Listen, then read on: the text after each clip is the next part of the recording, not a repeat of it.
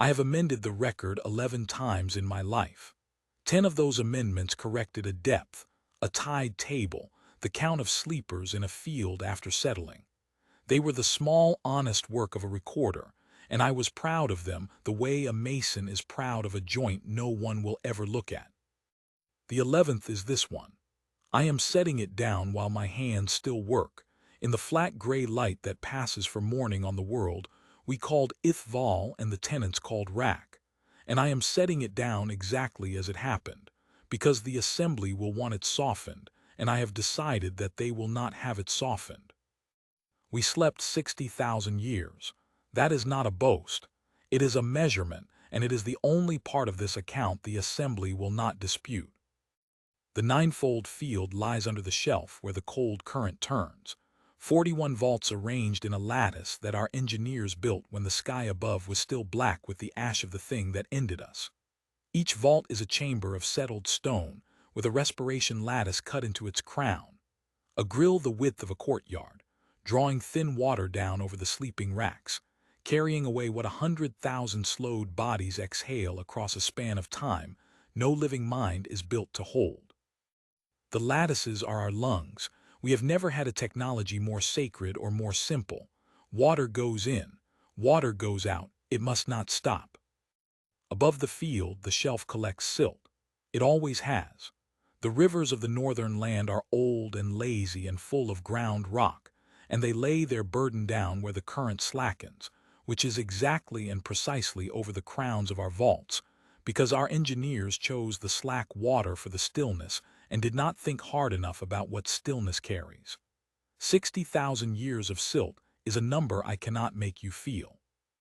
I will only say that the engineers who built the ninefold field expected to sleep 400 years, and we know now that they built us a grave with a lid that closes slowly.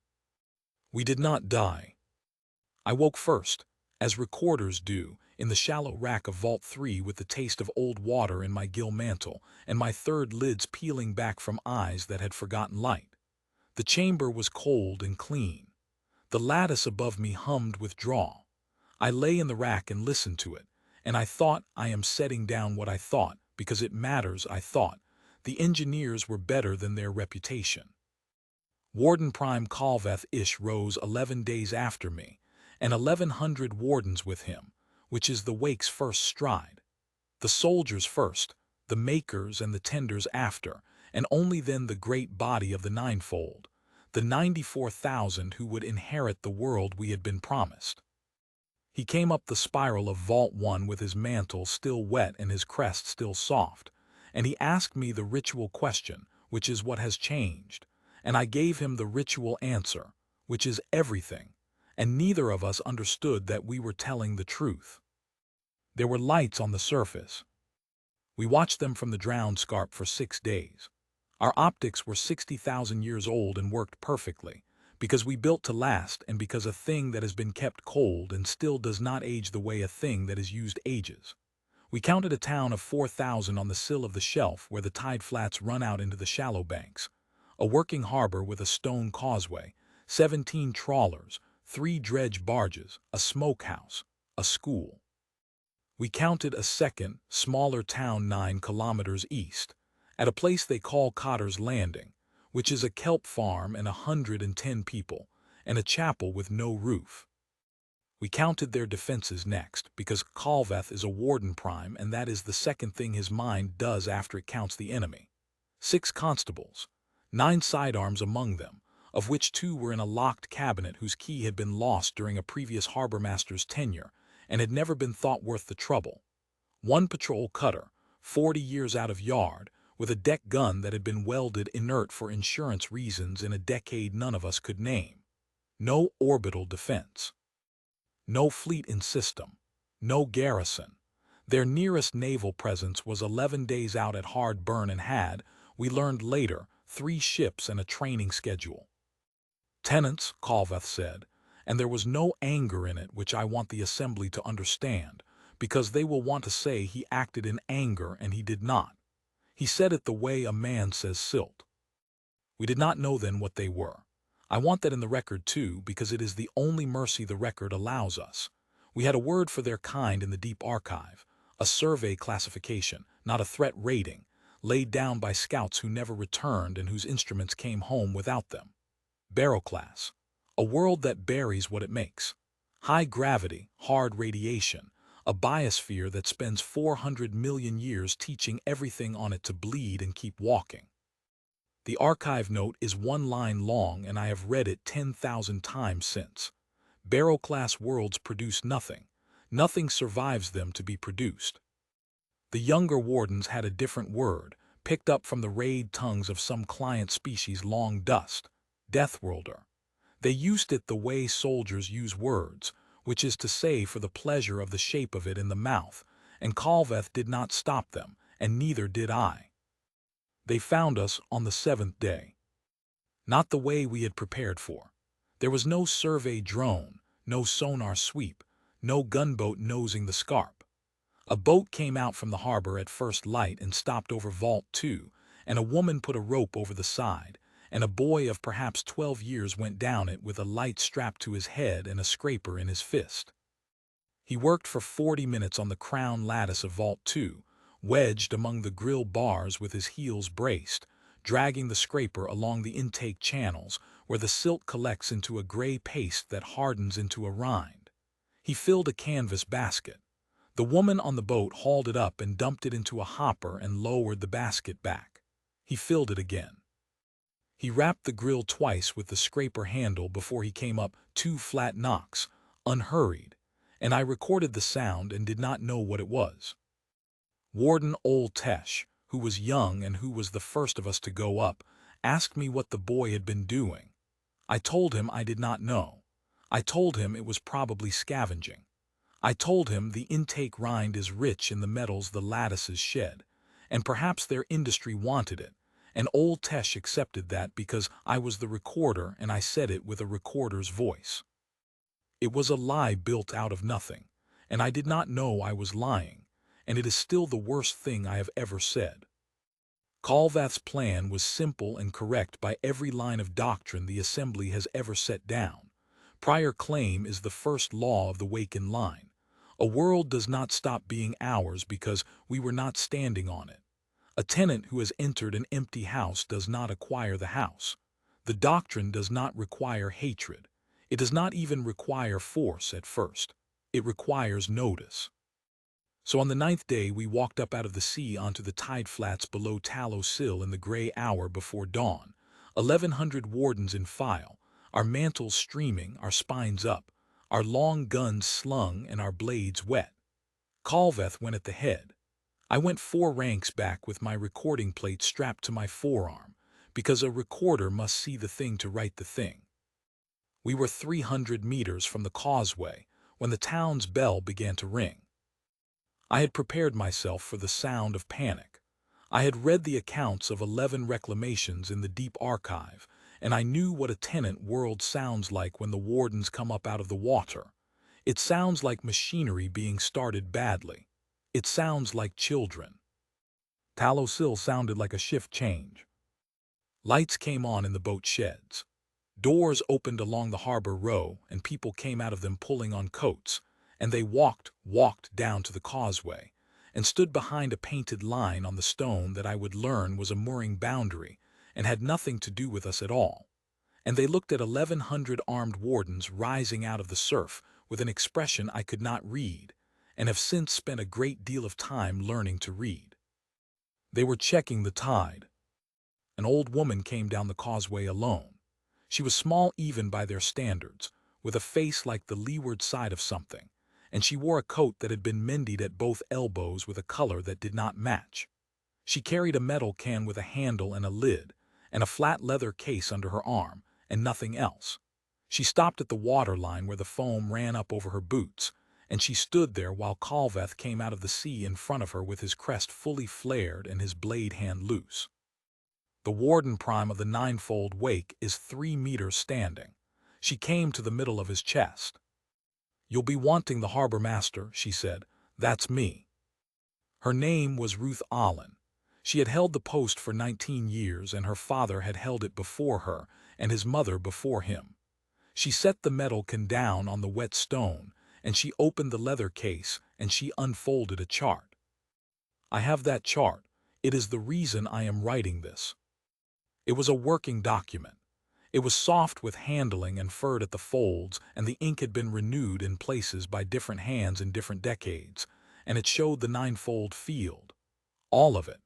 41 vaults, laid out in the lattice our engineers cut into the shelf 60,000 years ago, each one drawn to its true footprint and each one named. Not numbered, named. Vault 2 was the kettle. Vault 9 was grandmother. Vault 17, which sits under the shallow bank where the current runs foul, was the chore. Vault 31 had been renamed twice, the first name struck through and the second written above it in a rounder hand, because a child had drowned over it in a year I will not record here, and the town had decided the old name was not worth keeping. Around the vaults, drawn in a heavier ink and rechecked, ran the fishing lanes. They went around. Every one of them went around.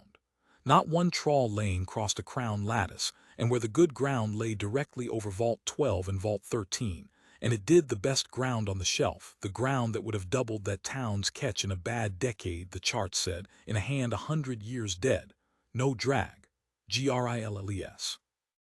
And in the margin, in columns, in a dozen hands, dates. Beside every vault a date. The most recent were from that month. Calveth looked at the chart for a long time.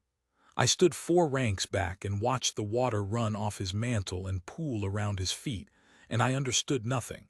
And then I understood something, and the understanding went into me like cold water into a lattice. How long, he said. 312 years, Ruth Allen said. Give or take the crossing. You knew we were beneath you. We knew something was, she said. Took us 80 years to be sure it breathed. She picked up the metal can and unscrewed the lid and poured out a cup of something hot and dark that steamed in the cold, and held it up toward him, which meant she had to hold it above her own head, and she did not seem to find this remarkable. You'll want to sit down for the rest of it, she said. Here is the rest of it as she gave it, and as the town's own records confirmed it afterward, and as I have verified against our own instruments, because a recorder verifies. The colony ship that came down on Rack 312 years ago was a poor one. Its people took the sill because it had fresh water and a harbor, and they fished the shelf because the shelf was all they had. And in their 4th decade, a dredger's chain came up over the crown of what they later called the kettle with a piece of worked stone in it. They dived it. Of course they dived it. They were fishermen with no naval ratings and a great deal of rope. They found a grill the width of a courtyard, and behind the grill they found a slow current, and in the current they found the unmistakable signature of respiration. And they found because the water was clear that year and the boy who went down had a good light and no sense. A rack of sleeping bodies 4 meters below the bars, slate green, mantled, folded like tools in a case. They knew what they were looking at within a generation. Not who, not why. They knew they had built their town on the roof of 100,000 sleeping soldiers, and they knew from the outset, because their own instruments told them, that the crowns were silting. Their first survey put the failure of the ninefold field at somewhere under 200 years. The intakes were choking. The rind was already a hand thick over 4 of the vaults. Within 8 generations the lattices would seal, and the field would go anoxic, and everything in it would go out, quietly in its sleep, without ever knowing there had been anyone above to know about it. The town voted. I want to be precise, because Ruth Allen was precise, and because the assembly will accuse me of decoration. There was no revelation. There was no philosopher and no prophet and no speech that anyone thought to write down. There was a public meeting in a smokehouse in the 9th decade of the colony, with 400 and some people in it, most of whom had come in from the boats and wanted to go to bed. The question on the floor was whether the town would take on the clearing of the grills. Against, it was dangerous, it was cold, it would cost them the best fishing ground on the shelf in perpetuity, it would cost them dredge time and barge time and hull time and rope. They were a poor town, and nobody down there had asked them for anything, and nobody up there would ever know.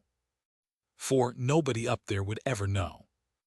They voted to clear the grills. The margin was 31 votes.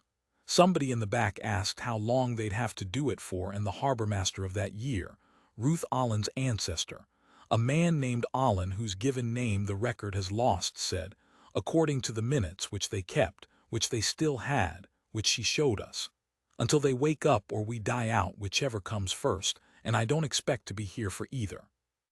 312 years. 2 dredge barges out on the field every working day the weather allowed. Divers on the crowns, the shallow ones by hand, the deep ones with a suction rig they designed themselves and rebuilt 4 times. A spoil ground on the headland behind the town where they carted the silt, which grew over 3 centuries into 3 low hills that they had named, and planted, and let their goats graze on. The lanes rerouted around the crowns and the good ground left to lie. 206 people dead of it across the centuries, a drowning here, a chain there, a barge lost in a squall with all hands in the year they now call the bad winter, and the vote retaken 4 times in 4 hard decades, and carried every time, the last by a margin of 9. The names on the chart were the names of the men and women who had died on each vault. That is what the nomming was. That is what grandmother meant. The dates in the margin were maintenance dates. The last date beside the kettle was 11 days old and had been written by a boy of 12, and I had watched him write it, and I had told old Tesh he was scavenging. Ruth Allen folded the chart back into its case and put the case under her arm. So that's what we've been at, she said. Now what do you want? Kaveth Ish told her. He told her the doctrine of prior claim, which is old and which is not, I still believe, a wicked thing. He told her that the world was ours before their species had bones. He told her that occupancy is not title, and that a house entered is not a house owned, and that the ninefold wake would rise across the coming season, and that the 2 towns on the shelf sill sat where our tidal works must be rebuilt, and that they would therefore be removed. He offered them 40 days to leave the world. He said it flatly, and he meant it as generosity, and by the standards of the 11 reclamations in our archive it was generosity. There are wardens in the deep record who gave a tenant world 9 days and were commended for restraint. Ruth Allen listened to the whole of it. She did not interrupt, and she did not look at the 1100 wardens standing in the surf behind him, and when he finished she was quiet for a while, and the bell up in the town rang the hour, and somewhere behind the boat sheds a dog was barking at us and being ignored. Then she gave him terms. I have them exactly. She had them written out. She had had them written out. The town had had them written out for 11 years, updated annually, filed with the constabulary, because they had known this was coming since their instruments first caught the pre-wake thermal rise in the ninefold field, and they had wanted to have the argument ready. The shelf was theirs and they would give it up. The vault field was theirs and it had always been ours. The tide flats and the deep and the northern rivers were ours, all of it, gladly. The 2 towns would move to the highlands within 1 season at their own cost and would take their dead with them. The kelp lanes and the fishing rights they would hold on sufferance, at whatever cut we named, and if we named all of it, then all of it. They would help rebuild the tidal works. They had the barges and they had the hulls and they had, she said, 3 centuries of the finest silt engineers in the sector, and she said that without any pride at all, as a man says he is good at a thing he never wanted to learn. They asked for one thing. They asked that the vault clearing continue during the wake, that their divers be permitted on the crowns of the 38 vaults still sleeping, on the old schedule with the old rigs, until the last rack was up and walking. They asked because the wake would take a season, and the crown silt in a season, and their own tables, which were correct, which our engineers confirmed to me later in a report the Assembly has since classified, showed that 11 of the deep vaults would lose intake before their sleepers rose. 11 vaults, 26,000 of us. That is what they asked for, that was their term, let us keep doing the chore. Kaveth Ish refused. Not in rage. I have written it 4 times in 4 ways, and I keep coming back to the same flat sentence. He refused because doctrine does not permit the waken line to negotiate a term with a tenant, and to accept the term would be to accept the standing of the one who offered it. And because if a tenant may bargain over the crowns of our vaults, then the crowns of our vaults are a thing that may be bargained over. He said that the ninefold wake had risen without their permission for 60,000 years. He said the sea would be cleared by our own tenders when our own tenders woke, and if 11 vaults were lost to the silt, then the line would carry 11 vaults worth of grief and would not have carried a debt. He offered a hand to be clear. He said, and I am setting it down, we do not require your labor and we will not have your mercy. Ruth Allen looked up at him. She had a way of standing very still. 40 days, she said. You'll want to be sure about that. She walked back up the causeway. Behind her the town went to work, because it was gone 6 and the tide was making, and the trawlers put out through our lines with their engines throttled back so as not to foul us, and the wardens standing in the surf turned their heads to follow the boats, and not one of those boats altered course, and not one of them dragged their gear over a grill. That was the 9th day. I will move quickly through the next part. Not because it is hard to write, it is, but that is not a recorder's business, but because it is the part the assembly already has in Calvath's own hand, and his account and mine do not differ on a single fact. We only differ on what the facts were for. On the 12th day the wardens took the tide flats and the shore installations. It was doctrine, secure the works, and the works were the barge slips and the causeway and the spoil ground on the headland. The town did not resist. The constabulary locked their 9 sidearms in the cabinet with the lost key and stood in the road with their hands empty and let us come through, and the 6 of them were disarmed by 400 wardens and looked, mostly, tired. On the 15th day, a trawler out of Cotter's Landing came in on the flood tide with its nets full, and its crew of 5 ignorant of a picket that had been set at the mouth of the channel that morning. They were hailed in a language they did not have and did not answer, and Warden Subprime Ivran Osk fired on them understanding orders, and the trawler burned to the water line on the bank in front of the town. 4 of the crew died in the water. The 5th was a girl of 19 named Cass Traeger, and she came ashore with her arm open to the bone, and she lay on the shingle in front of the picket that had killed her family, and she did not scream. She did not curse us. She lay there with her jaw set, breathing in through her teeth in a rhythm, and she watched us. I was on the shingle.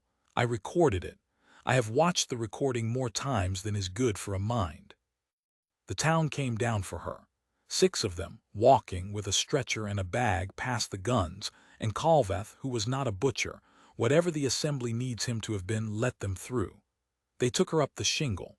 Nobody shouted. An old man knelt in the shallows and gathered what the sea gave back of the others and did it slowly and did it completely and went up the beach with his arms full.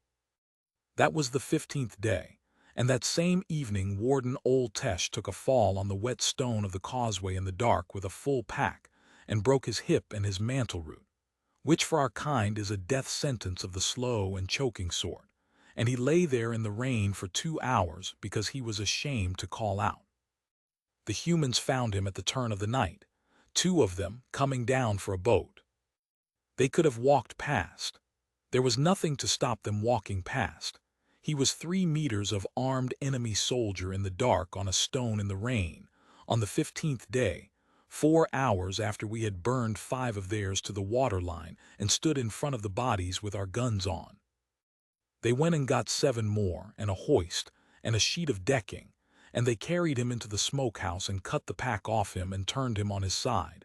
And their doctor, a man named Ivo Sarn, who had never in his life seen the inside of an Ithra, who had books, which they had never asked us for, and had made any way out of 3 centuries of watching sleeping bodies through a grill, packed his mantle root with wet gauze and cold seawater, and kept him breathing until our own tenders came up for him at dawn under a flag Calvath permitted him to raise. Old Tesh lived. He is alive now. He has not spoken to me since the amendment, and I did not expect him to, and I do not hold it against him. I asked Ruth Allen why, on the 18th day, standing in the smokehouse doorway with my plate on my arm and my rank on my throat, and no good reason for her to answer me at all. "You'd have to work quite hard to make it my business who he is," she said. The envoy went out on the 22nd day. They asked for a parley, and we granted it, because doctrine grants parley, and because Calvath was, I will say this in the record and let the assembly do what it likes with it, Calvath was troubled. He had read the chart. He had had our engineers verify the silt tables, and they had come back and stood in front of him with their crests down, and told him that the tenant's arithmetic was correct in every particular, and that our own tenders, waking on schedule, would reach the deep crowns 4 to 9 days late. 11 vaults. He had asked them to check it twice.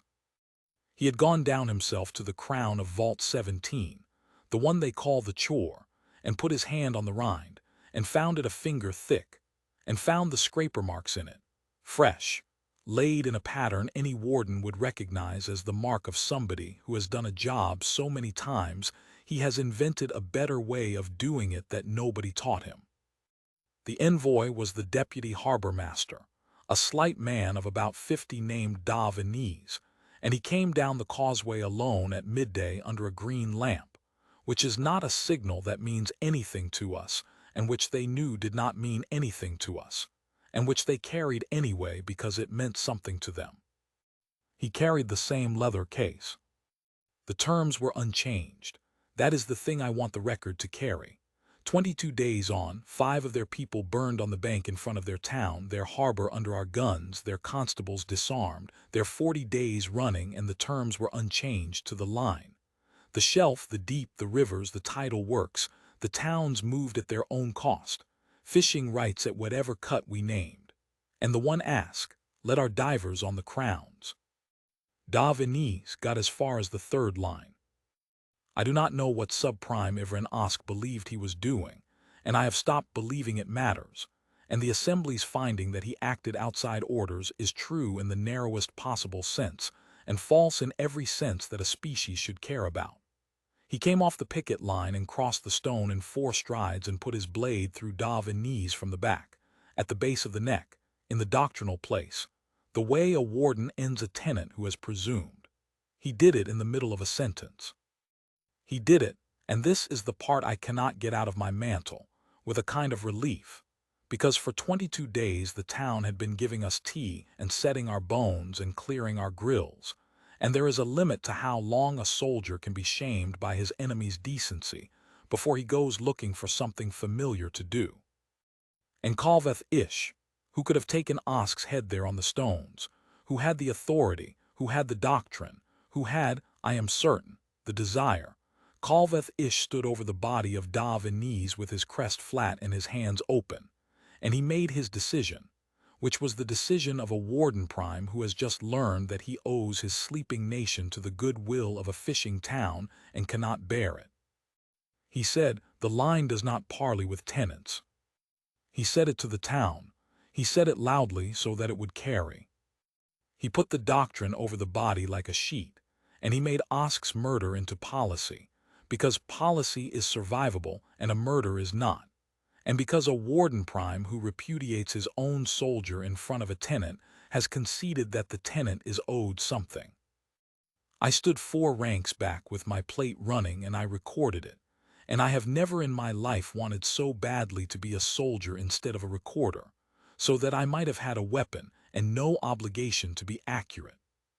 The green lamp rolled off the causeway and went out in the water. The town came down for him, the same 6. The stretcher, the bag, the slow walk past our guns. Nobody ran. A woman I did not know knelt and put her fingers on Davenese's throat, which was a formality, and left them there for a while, which was not. Ruth Allen came last, in the mended coat, and stood at the edge of the blood with her arms at her sides, and looked at Calvath Ish for the space of 9 full breaths. I counted them. That is what I am for. Then she said one sentence, and it was not a threat, and it was not loud, and I did not understand it for 11 hours, and every warden on that causeway went to his rest that night thinking he had heard an old woman say nothing at all. "We'll stop keeping our word about the vaults then." She went up the causeway with her people and her dead, and the town of Tallow Sill closed its doors, and above the harbor the bell did not ring the hour, and that was the 22nd day. They did not attack us. I need the assembly to hold that in the mouth for a moment, because every account that will be written after mine will want to hurry past it. 2,000 people with 9 sidearms in a locked cabinet, and 1,100 wardens of the ninefold wake on their beach, and their deputy dead on their own causeway with his lamp in the water. They did not attack us, they went to work. At the turn of the tide in the black before dawn on the 23rd day, the dredge barges lit their boilers. We heard them from the flats. Calveth came up from the picket line and stood on the shingle with me and watched the harbor lights come on one by one, the way they had come on the morning we rose, the way they had come on every working morning for 312 years, and there was nothing in it to see. Barges, trawlers, winches, the smell of their fuel oil coming down on the offshore wind. Barge number 4 cleared the mole at first light with a full crew and a working tow. The trawlers went with her, all 17, and the little boats out of cotters landing after them, and the patrol cutter with its welded gun, and behind them, riding low and slow, came the spoil scows. They went out over the ninefold field. They did not drag their gear over the crowns. They never once, that day or after, dragged their gear over the crowns. The lanes on the chart were still the lanes, and the men at the wheels had learned them from their fathers, and I do not think it occurred to a single one of them to cross a grill. There is a discipline in these people that has nothing to do with orders, and I do not have a word for it in our tongue. They anchored on the marks, they dropped their suction rigs, and they ran them backwards. 312 years of silt sat on the headland behind Tallow Sill in 3 low green hills with goats on them. The town had carted every basket of it up from the sea with muscle and chain and steam, and had built roads to it, and had named the hills, and the children sledged on them in the wet months. They put it back. Scow by scow, tide by tide, they took the hills apart and they carried them out over the ninefold field and they let them go. And the current that our engineers chose for its stillness took the silt, and laid it down exactly and precisely, where the stillness said it must be laid, which was over the crowns of our vaults, in the intake channels, in the respiration lattices, on the grills. They did not have to do it well. That is the arithmetic I have gone over 10,000 times looking for the place where we might have won. The sea did 9/10 of the work. All 3 centuries of clearing had ever bought us was a rate, a chore held level against a slow thing that never stopped, and the moment the chore stopped, the slow thing simply carried on, and the moment the chore ran backwards, the slow thing had 100 years of help. Vault 17, sealed on the 26th day. We fought it. I want the record to say that we fought it because we did, and because there was nothing dishonorable in the way our people died in that water. Calveth put 600 wardens on the crowns with cutting gear and hand rigs and no training, and they hung upside down in 4 degrees of water in the dark, with tools built for war, and scraped at rind that a 12-year-old boy would have taken off in 40 minutes with a scraper. And they did it in shifts, and 11 of them drowned doing it. And it was not enough and could not have been enough, and everyone in the water knew it by the 2nd day. We could not fight the barges. We had 1,100 soldiers and the sea and the surprise of 60,000 years, and we could have burned Tallow Sill flat in an afternoon and killed every human on the shelf inside a week. And Calveth Ish stood on the shingle on the 27th day with his long gun in his hands and the barges in his optics, and did the only arithmetic left to him. If we killed them, nobody cleared the grills. If we killed them and took their barges, we had no crews, no rigs we understood, no lanes, no charts but theirs, no tenders awake, and 11 days before the naval element arrived to find a burned colony, and a species nobody in this arm of the sky had heard of standing on the beach. If we killed them and begged them first, and I set this down knowing what it costs. Then perhaps some of them would clear some of the crowns for a while. And under all of it, under the whole cold sum, the thing that could not be moved, they had never needed to attack us at all.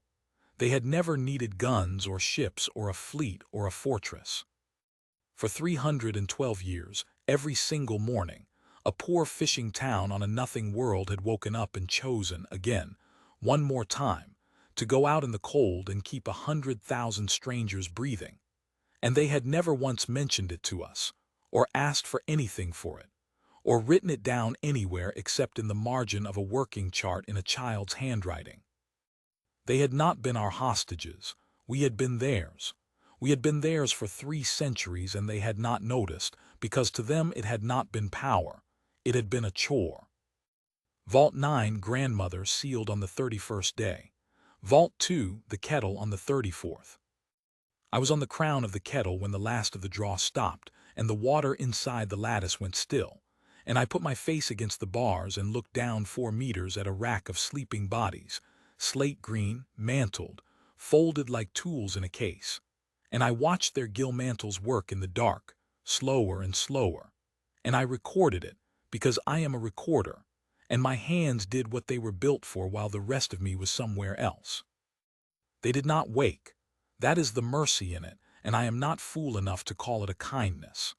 They went out the way the engineers who built the field had always feared they would, quietly in their sleep, without ever knowing there had been anyone above to know about it. 11 vaults, 26,000 of the line. Exactly, precisely, to the day, the 11 vaults on the tenant's table, the 11 Ruth Allen had asked to be allowed to keep clearing. In the term Calveth Ish had refused because a warden prime does not take mercy from a tenant. They stopped there. On the 35th day the barges came in and tied up, and the scows went back to the headland, where 2 of the 3 hills still stood with the goats on them, and the town of Tallow Sill went and ate its supper. Calveth Ish sent me up the causeway on the 36th day, because he could not go himself and be a warden prime afterward, and because a recorder is permitted to walk anywhere a fact is kept.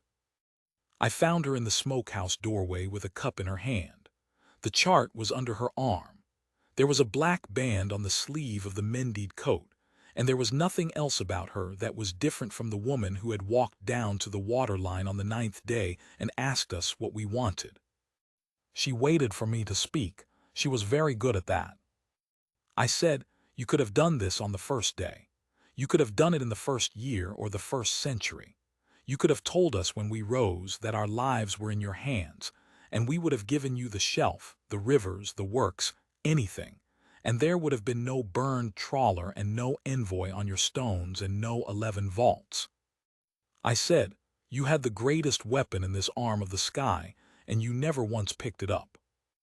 And Ruth Allen looked out at the flats where 600 wardens were still hanging in the cold water over crowns that would not seal in time, and drank from her cup, and said the sentence I have carried in my mantle every hour since.